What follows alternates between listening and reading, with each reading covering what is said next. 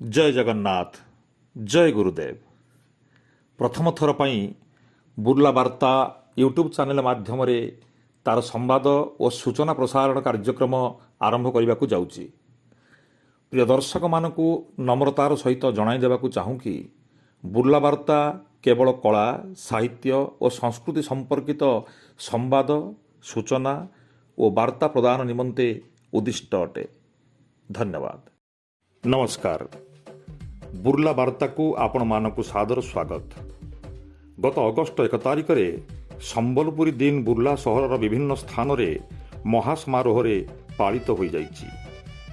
ଭାରତୀ କଳା ବିକାଶ କେନ୍ଦ୍ରଠାରେ ସାଂଗଠନିକ ସମ୍ପାଦକ ଶ୍ରୀଯୁକ୍ତ ପ୍ରମୋଦ କୁମାର ଦାସଙ୍କର ସଭାପତିତ୍ୱ କ୍ରମେ ଆୟୋଜିତ ଏହି ଉତ୍ସବରେ ଭୀମସାରର ପୂର୍ବତନ ଅଧ୍ୟକ୍ଷ ପ୍ରଫେସର ବ୍ରଜମୋହନ ମିଶ୍ର ମୁଖ୍ୟ ଅତିଥି, ପ୍ରଫେସର ଅଶୋକ ନାୟକ ମୁଖ୍ୟ ବକ୍ତା, ବୁର୍ଲା ଉଚ୍ଚ ବିଦ୍ୟାଳୟର ଭାରପ୍ରାପ୍ତ ପ୍ରଧାନ ଶିକ୍ଷକ ଶ୍ରୀଯୁକ୍ତ ରାମକୃଷ୍ଣ ରଥ ସମ୍ମାନିତ ଅତିଥି ଏବଂ ଅନୁଷ୍ଠାନର ଉପସଭାପତି ଆଇନଜୀବୀ ଶ୍ରୀଯୁକ୍ତ ଲକ୍ଷ୍ମୀଧର ମହାନ୍ତି ଯୋଗଦେଇ ସମ୍ବଲପୁର ଦିନର ମହତ୍ତ୍ୱ ଓ ଗୁରୁତ୍ୱ ଉପରେ ଆଲୋକପାତ କରିଥିଲେ। ଏହି ଉତ୍ସବରେ ଅନୁଷ୍ଠାନର ଛାତ୍ରଛାତ୍ରୀମାନଙ୍କ ଦ୍ୱାରା ଚିତ୍ତାକର୍ଷକ ସାଂସ୍କୃତିକ କାର୍ଯ୍ୟକ୍ରମ ଅନୁଷ୍ଠିତ ହୋଇଥିଲା। ଏହି ଦିନ ବୁର୍ଲା ସହରର ଅନ୍ୟ ଏକ ଅନୁଷ୍ଠାନ ଗୋପବନ୍ଧୁ ସେବା ସଂଗଠନ ଚଳିତ ବର୍ଷ ପ୍ରଥମ ଥର ପାଇଁ ସମ୍ବଲପୁରୀ ଦିନ ପାଳନ କରିଥିଲେ।